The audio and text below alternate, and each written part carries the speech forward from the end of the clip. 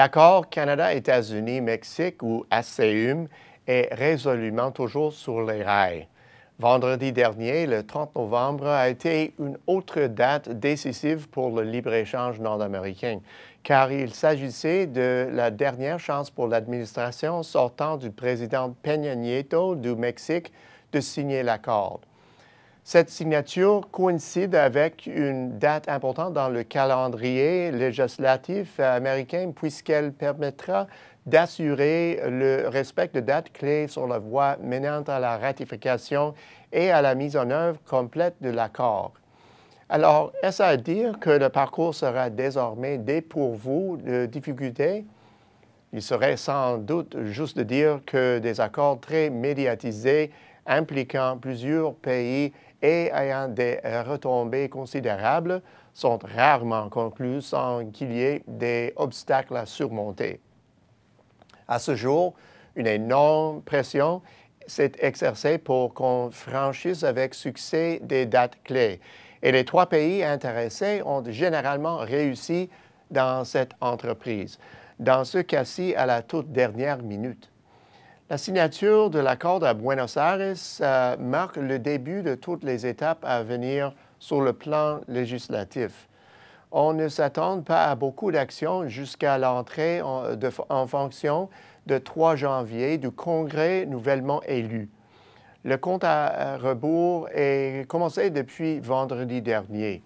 L'administration américaine doit donc soumettre une liste de changements à la loi américaine qui seront nécessaires pour garantir l'adoption de l'ACUM dans les 60 jours, soit d'ici le 30 janvier. Cette procédure ne devrait pas poser de problème. L'élaboration du projet de loi sur l'accord est la prochaine étape du parcours, ce qui exige d'ordinaire que le Congrès et le pouvoir exécutif unissent leurs efforts. Par la suite, le président présentera le texte juridique définitif de l'accord de libre-échange au Congrès ainsi qu'un énoncé de mesures administratives 30 jours avant de déposer une loi assurant sa mise en œuvre et d'autres documents d'accompagnement essentiels. Le prochain jalon au calendrier aura lieu à la mi-mars. La Commission américaine sur le commerce international aura 105 jours à partir de la date de signature pour présenter son évaluation économique de l'accord. Si toutes ces dates du calendrier sont respectées, nous croyons que la loi de mise en œuvre sera présentée à la Chambre et au Sénat vers la mi-avril. Selon la réglementation de l'Agence américaine de promotion du commerce, le Congrès a 90 jours pour adopter le projet de loi. En pareil cas, le vote aurait lieu à la mi-juillet. Si le Congrès donne son assentiment, le texte régissant l'ACUM pourrait avoir force de loi avant la fin de juillet, soit avant la date limite du 21 octobre pour la tenue de la prochaine élection canadienne fédérale. Cette procédure s'annonce harmonieuse, mais une autre procédure en parallèle ajoute l'incertitude relativement au respect du calendrier.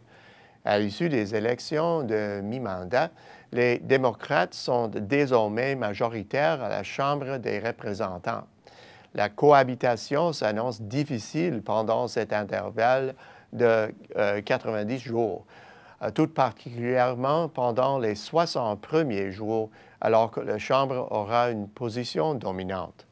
Les démocrates ont ouvertement déclaré leur inconfort au sujet des chapitres 23 et 24 sur la main-d'œuvre et l'environnement et redoutent que le mécanisme de règlement des différends commerciaux n'assure pas le respect des dispositions de ces chapitres. Le Comité des voies et moyens de la Chambre, le Ways and Means Committee, dispose de 45 jours pour étudier le projet de loi sans avoir la possibilité de l'amender et pour présenter son rapport à la Chambre. Celle-ci a par la suite 15 jours de session pour adopter le projet de loi. À ce stade-ci, Le texte est soumis au Sénat qui dispose de 15 jours de session pour tenir un vote. L'adoption finale du projet de loi devrait avoir selon le calendrier prévu, ce qui est franchement dans l'intérêt supérieur de non seulement l'administration Trump, mais aussi des entreprises américaines, de la population des États-Unis en général et par extension des représentants élus. Pour des raisons semblables, nous croyons que l'adoption d'une loi sur l'accord au Mexique et au Canada se fera sans problème majeur.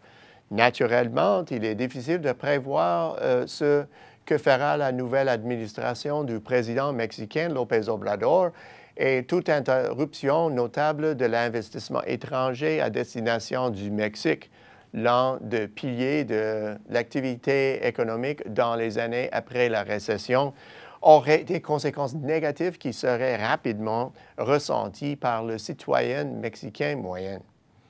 Dans le cas du Canada, des sources de discorde comme les droits de douane sur l'acier et l'aluminium, un accès accru des entreprises américaines au secteur canadien du lait et la poursuite de la saga sur le bois d'œuvre ne devraient pas empêcher l'adoption de la nouvelle loi sur l'ACE.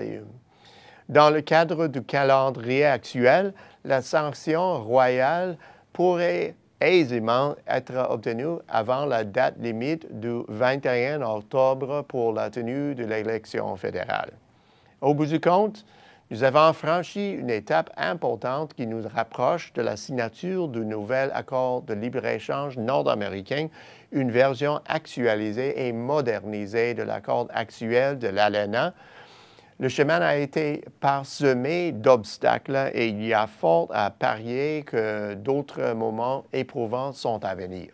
Cela dit, nous avons fait un pas de plus vers l'élimination de l'incertitude touchant l'investissement, laquelle est survenue au mauvais moment du cycle. La levée de cette incertitude est très attendue et ne saurait se produire trop tôt. À la semaine prochaine, c'est Peter Hall.